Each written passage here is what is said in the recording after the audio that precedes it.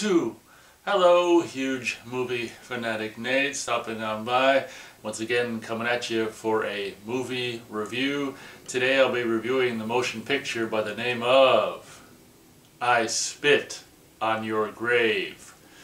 Deja Vu, also known as Day of the Woman. Deja Vu, since I Spit on Your Grave's original title was Day of the Woman. Oh boy.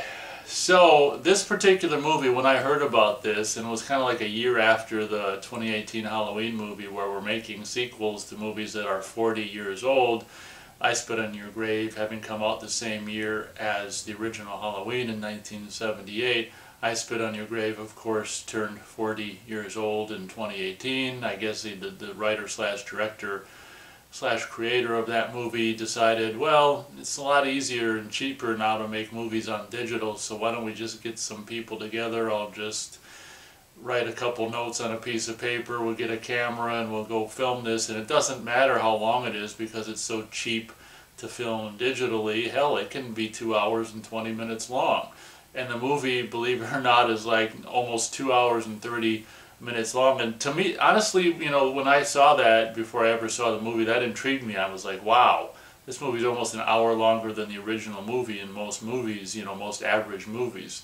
And I'm like, you know, I wonder what accounts for it. And having seen it, the only thing that accounts for it is it just, you know, it's just cheap, you know, to shoot digital, so we might as well just keep shooting and shooting and shoot. I mean, it is interesting. Usually a movie of this budget, or lack thereof, isn't going to be nearly 2.5 hours long. So that is something that's interesting about this movie.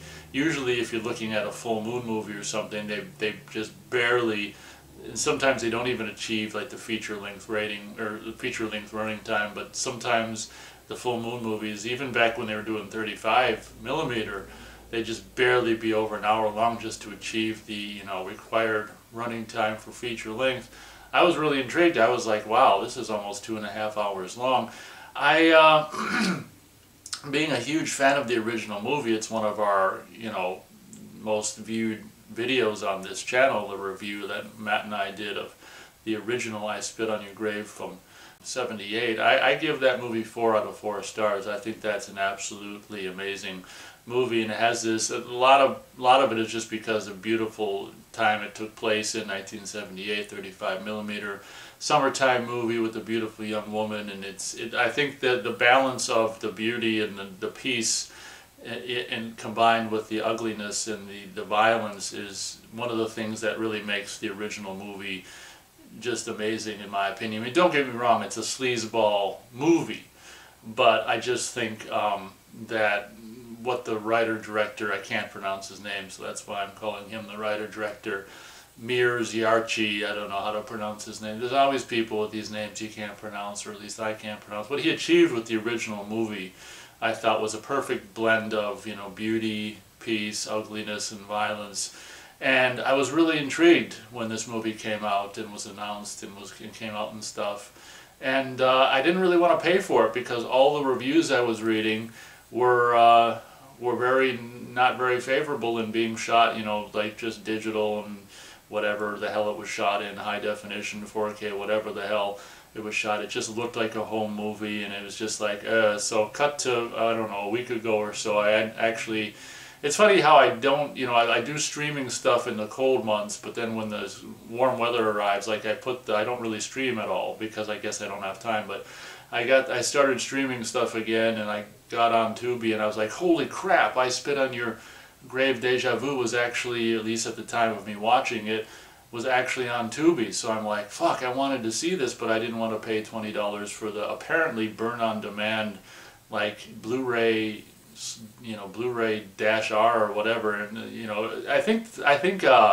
there's a reputable outfit that has put out a Blu-ray like of this since, but I think the original Blu-ray was like a burn-on-demand, just Blu-ray-R or whatever the hell situation. I remember, you know, those are comments that are reviews that I was reading on Amazon and stuff, but I didn't want to pay 20 bucks for this if I was going to hate it, so cut to a week ago or so, I found it for free on Tubi, and I actually, because of its length, I took and the abysmalness of the movie, it took 3 separate viewings to actually watch the whole thing. Like I did maybe the first 30 minutes and then I went to bed, and then some other day I did the middle and went to bed, and then, you know, I did the last part of it and went to bed. I always go to bed after watching this movie. That's the, that's the effect it has on you. But basically, so this movie, or this review, isn't as long as the movie itself. I'll just say that, cut to 40 years later, Jennifer Hills, I think is the name of the character, you know, the woman who was ravaged and took the revenge in the original film from '78. She's has a daughter, and the daughter, it's kind of makes some of the screw-ups like, you know, the screw-ups that don't really make sense with the Texas Chainsaw 3D that came out, where more time, it was supposed to take place in present day when the movie came out, but it, you know, it was actually, it's the same kind of thing where, like, I guess Jennifer Hills has a daughter, which I guess it turns out is the daughter of that, you know, guy, that main gas station guy that raped her. So, you know, the daughter is definitely not 40 years old. The daughter is more like 30 something or something. So, you know, so we have, so right off the bat, you know, that's just completely unrealistic. I mean, so, you know, the daughter, Jennifer Hills, is famous because she wrote a book about her experiences in the first movie and being, you know, ravaged and taking revenge. And I think her book is called I Spit on Your Grave or something like that. Camille Keaton, obviously. It was fun. It was kind of fun, kind of not to see her back in the role. It's, she must have done a lot of drinking or smoking since, you know, that she made the movie. Her voice is all raspy and nasty. But Camille Keaton, of course, reprises the role as Jennifer Hills, now this, I guess, successful publisher of her memoirs, and has this hot-ass daughter who should be like 40 years old, but she's around 30, who's a model. World-renowned, you know, the hottest model ever, you know, in the world, the most sought-after model, and basically it's revealed very early on in the movie that basically the wife of the gas station guy in the first movie, the guy who was kind of the, you know, the ringleader or the boss of all the delinquents in the first film, the gas station owner slash operator, his widow is, you know, is basically out for revenge, to avenge the death of her husband, and also the father of Matthew, who is played by this guy who looks to be about the same age the actor that played Matthew would probably be. So at the time of this movie was made, he was probably around the same age Matthew was, which kind of begs the question, how is this guy playing Matthew's father the same age or possibly even younger than Matthew?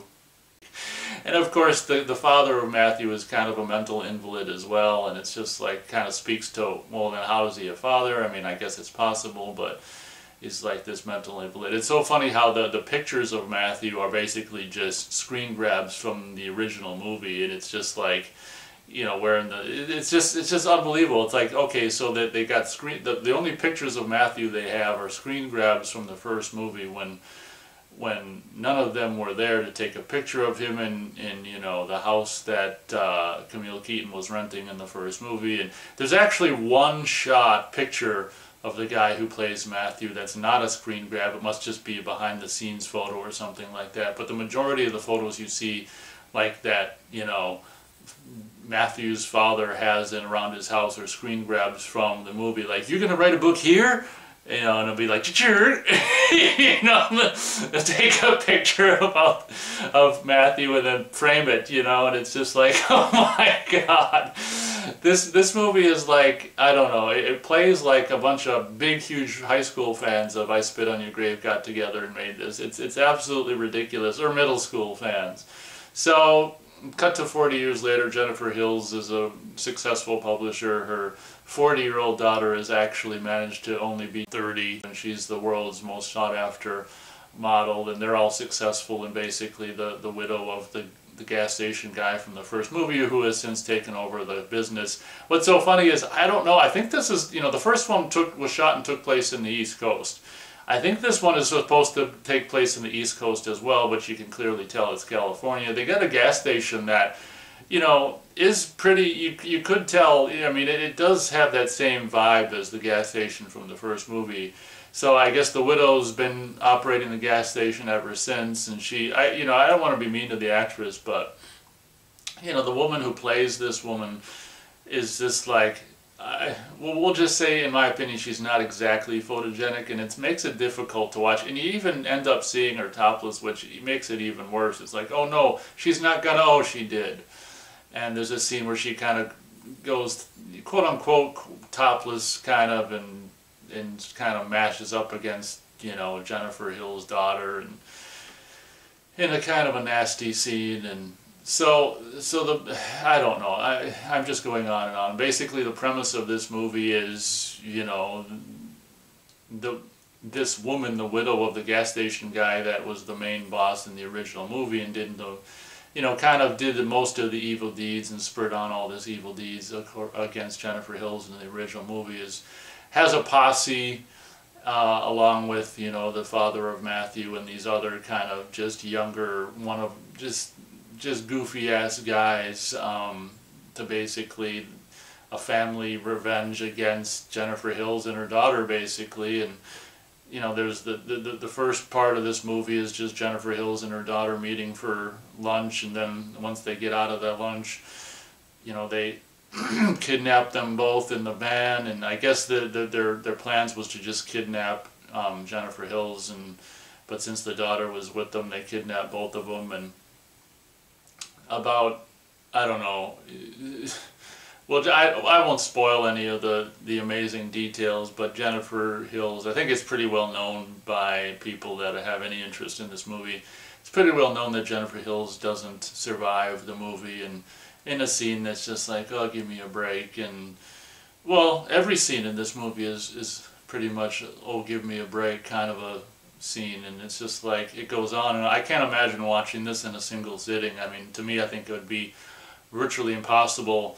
I talked about, I never reviewed it yet, but I talked about, you know, the King Kong 76 Blu-ray that came out this summer, and having the theatrical and extended TV cut on there. And I don't know if it was I think it was a radio show I talked about the extended cut, and it just being like, just, you know, a version of the movie that was just bloated and just, I don't know, like cut by some editor who knows nothing about pacing, and just where the scenes are just twice as long as they need to be. I mean, that's like every scene in this movie.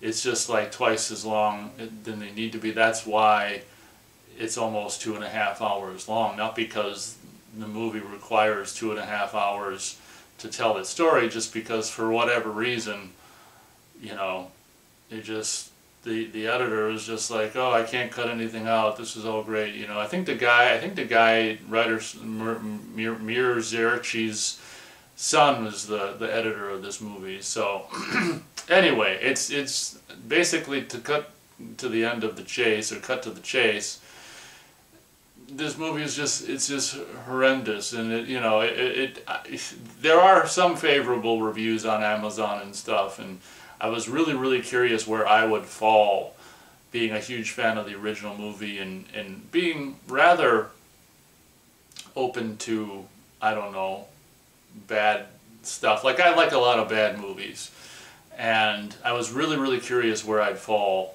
with this movie. And I gotta tell you, I just agree with most of the people who loathe this movie. It's, in my opinion, there's, unlike the first film, there's like nothing redeeming about this movie. And I was thinking about it just before today, before I was going to do the review, and I was like, well, what's the difference? The biggest difference between the first one, which I regard as a 4 out of 4 star movie, and this one. And it occurred to me, I think the biggest difference is, well, I mean, that one's 35mm, it's the 70s, it takes place in the summer. It's just a beautiful movie. I'm a nature enthusiast, you know, outdoors enthusiast, and that's one of the biggest things about the original movie that I love. But another thing I thought of, it occurred to me when I compared these two movies, is the first one had a perfect balance, as I've already said, because it starts with, you know, beautiful woman, beautiful scenery, quiet, peaceful, tranquilness, and what happens when that tranquilness is, you know, basically invaded by these hicks of the first movie, and these violent people, and these people that want to do this sexual stuff and sexually violate the character in the original movie and stuff. And, you know, this peaceful, you know, beautiful movie setting and you know, experience turns into this one of ugliness and violence and stuff. So I thought that was a perfect aspect of the original movie, where it's, as I've already said several times, beauty and peace, you know, mirrored with, you know, ugliness and violence. Whereas this movie, there's like no beauty and peace. I mean, obviously the Jennifer Hill's daughter is like attractive and hot and nice body and stuff like that, but this movie doesn't really, I mean, unless the beauty and peace aspect is supposed to be that boring ass conversation between the Jennifer Hills and her daughter at lunch, which was probably actually, even though it doesn't have any of the violence in it, it's like one of the most deplorable scenes, you know, boring scenes in the whole movie is actually just the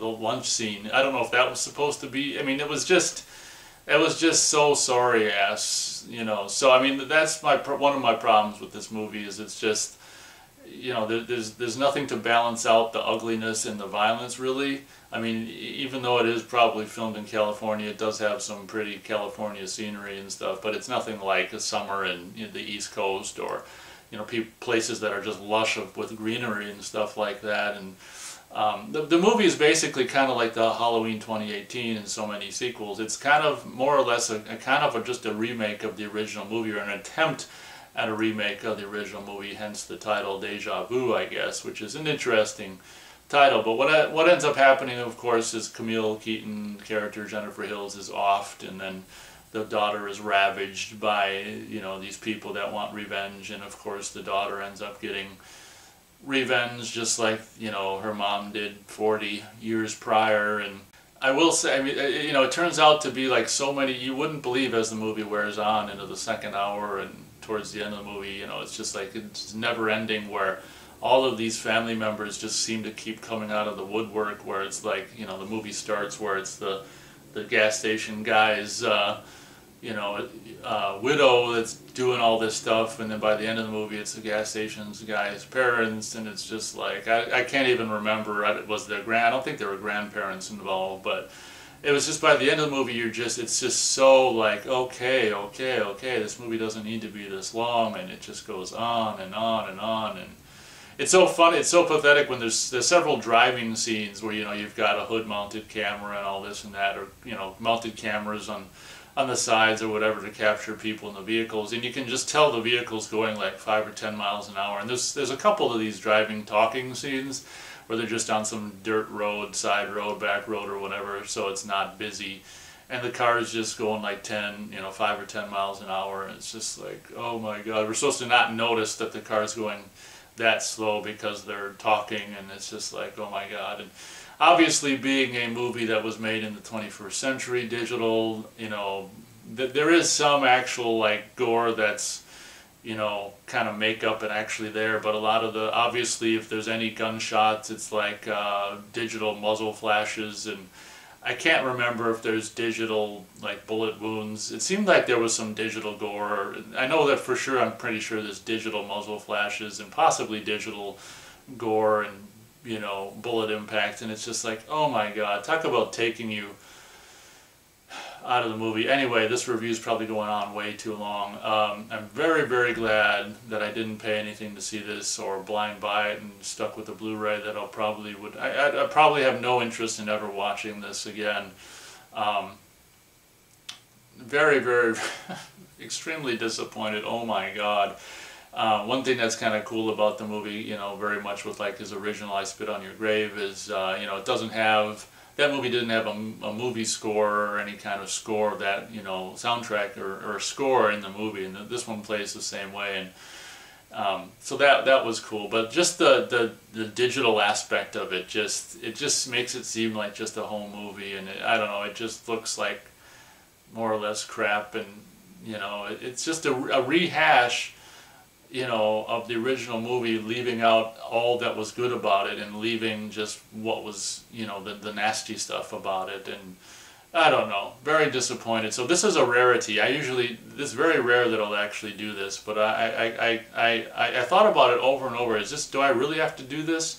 And thinking about it over and over and more, yeah, I do. It's going to be, my star rating for this movie is going to be 0 out of 4 stars for I Spit on Your Grave, Deja Vu. I mean, there's, with the exception of just kind of seeing that attractive woman. See, but the thing is, seeing an attractive woman naked in rape scenes isn't necessarily appealing because of the nature of the way you're seeing her naked is not a positive or appealing way unless you're kind of goofy or whatever. So even if you get to see a hot chick naked or whatever, if it's in that kind of context in a movie where she's being ravaged, it's like, well, it almost doesn't count, you know. It's not exciting, or at least to me, in any kind of, I don't know, positive way or anything like that. The movie really has no redeeming qualities at all that I can really think of thinking about the movie, and that's basically why for me I give it 0 stars, which is something that doesn't happen very often with me, because as I said before, I like a lot of bad movies, but this movie, it's nearly 2.5 hours of just utter, schlock crap, and there's a good chance that they didn't even, I guess I don't need to speculate, but I mean, it really plays like it's possible there isn't, anything written down on paper. It's just kind of like maybe 1-page synopsis of what they want to achieve, and just go out in these areas in the country, in California, and just shoot it. And oh my God. Anyway, huge disappointment. Finally, after a couple years of curiosity, I can put that curiosity to rest for I Spit on Your Grave. Deja vu. I apologize if this review is longer than it needed to be. It just it is just absolutely just disappointing. At least we still have the original film from 1978. So thank you very much, Mir Ziarchi, or however the hell you say your name, for that movie, which I regard as a perfect blend of once again, beauty and peace, and ugliness and violence, and the hoodlums, heathens, the perpetrators of the crime in the original film from the 70s are just beyond classic in a lot of cases. Like in the case of the gas station guy, I thought actually really great acting, and Matthew was beyond classic. And just for him to want to basically do more or less the same kind of thing with, again, it's just like, I don't know. it just didn't work, and on digital it looks so fucking phony.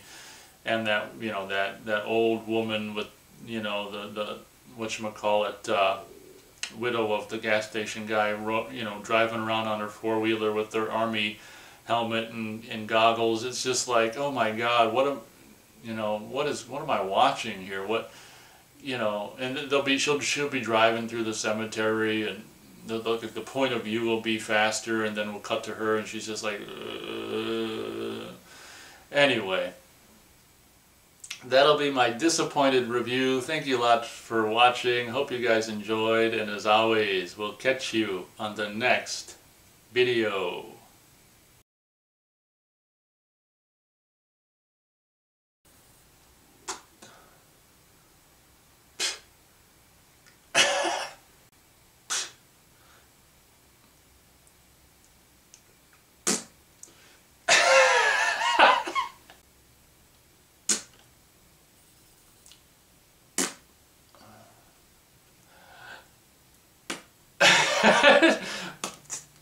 Okay. If you don't know what that was me spitting on your grave. P'too. I don't know if that even's gonna work.